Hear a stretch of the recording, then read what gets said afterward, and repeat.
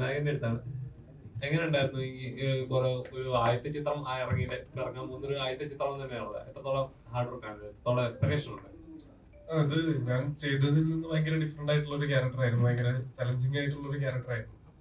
ഒരുപാട് ഫൈറ്റ് സീക്വൻസും അതുപോലെ തന്നെ റോപ്പ് സീൻസും കാര്യങ്ങളൊക്കെ ഉണ്ടായിരുന്നു. ഭാഗ്യത്തിന് എനിക്ക് അങ്ങനെ ഇഞ്ചുറീസ് ഒന്നും പറ്റിയില്ല. പിന്നെ അഞ്ചു ഇടയ്ക്ക് കാലൊക്കെ ഒന്ന് ഒടിഞ്ഞ് ഇങ്ങനെ റെസ്റ്റിലായിരുന്നു. ഭയങ്കര ചലഞ്ചിങ് ആയിരുന്ന ഒരു ക്യാരക്ടർ ആയിരുന്നു. ഭയങ്കര രസമായിരുന്നു സംഭവ ഷൂട്ടും കാര്യങ്ങളൊക്കെ. ഒരുപാട് എൻജോയ് ചെയ്തൊരു ഷൂട്ടായിരുന്നു.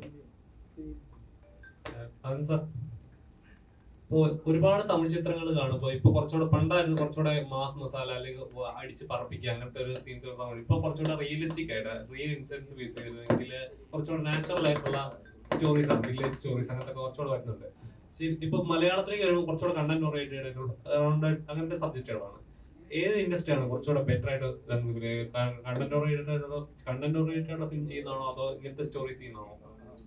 இல்ல மக்களுக்கு பிடிச்ச மாதிரி நீங்க மாஸ் மூவி பண்ணாலும் சரி, கண்டென்ட் ஓரியன்டட் பண்ணாலும் சரி, பார்க்குற ஆடியன்ஸை என்டர்டெயின் பண்ணீங்கன்னா, அவங்களை என்கேஜ் பண்ணீங்கன்னா, எந்த இண்டஸ்ட்ரியா இருந்தாலும் அது ஹெல்த்தியா தான் இருக்கு. இப்போ சமீபமா அது இன்னும் சொல்ல போனா ஆஃப்டர் இந்த ஓடிடி பிளாட்ஃபார்ம்ஸ் எல்லாம் வந்ததுக்கு அப்புறமா மக்கள் தியேட்டருக்கு வரது ஒரு பக்கம் குறைஞ்சிருச்சுங்கிற கம்ப்ளைண்ட் இருந்தாலும் கூட நல்ல படங்களை தொடர்ந்து அவங்க பார்த்துட்டு தான் இருக்காங்க.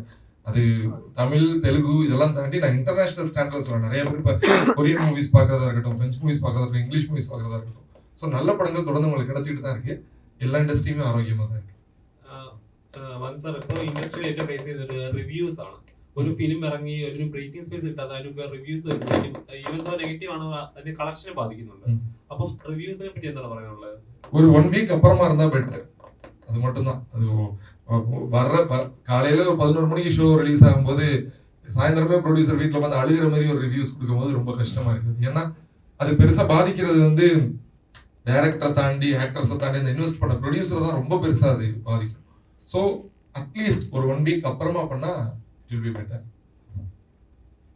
நீங்க எல்லாருமே தான் ரிவ்யூஸா நீங்க எல்லாருமே தான். ஏன்னா இப்போ பெரிய பெரிய ரிவ்யூஸ் நம்ம நேரா போய் பார்த்து, இப்போ எங்க ஊர்லாம் ப்ளூ சட்டை மாறன்னு ஒருத்தர் இருக்காரு.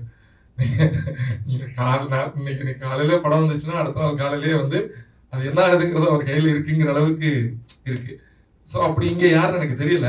ஆனா அவங்க எல்லாத்தையுமே ரெக்வெஸ்டாவே வச்சுக்கிறேன், தயவு செஞ்சு ஒரு 1 வீக் அப்புறமா ரிவ்யூ பண்ணீங்கன்னா வில் பி பெட்டர். தேங்க்யூ.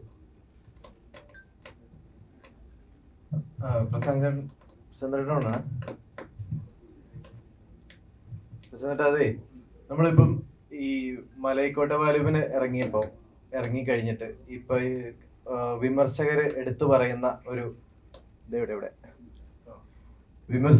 പറയുന്ന ഒരു കാര്യം എന്ന് പറഞ്ഞാൽ, സാധാരണക്കാർക്ക് മനസ്സിലാവുന്ന രീതിയിൽ പറഞ്ഞു കഴിഞ്ഞാൽ നിശ്ചല ദൃശ്യങ്ങളിൽ കാണിക്കുന്ന ഒരു പാറ്റേൺ ആണ് വന്നിരിക്കുന്നത്. പലതിലും ക്യാമറയ്ക്ക് മൂവ്മെന്റ് ഇല്ല എന്നുള്ള ഒരു പരാതി റിവ്യൂസിന്റെ ഇടയ്ക്ക് നിന്ന് കേട്ടിട്ടുണ്ട്. അപ്പൊ ആ ഒരു സ്റ്റേറ്റ്മെന്റിനോട് താങ്കൾക്ക് എന്താ പറയാനുള്ളത്? ഒന്നും പറയാൻ ജീവിച്ച് പോട്ടെ പറയാം. എനിക്ക് ഈ പടം എങ്ങനെയെങ്കിലും 4 പേര് കണ്ടിട്ട് എന്തെങ്കിലും നാണെന്നുണ്ട്.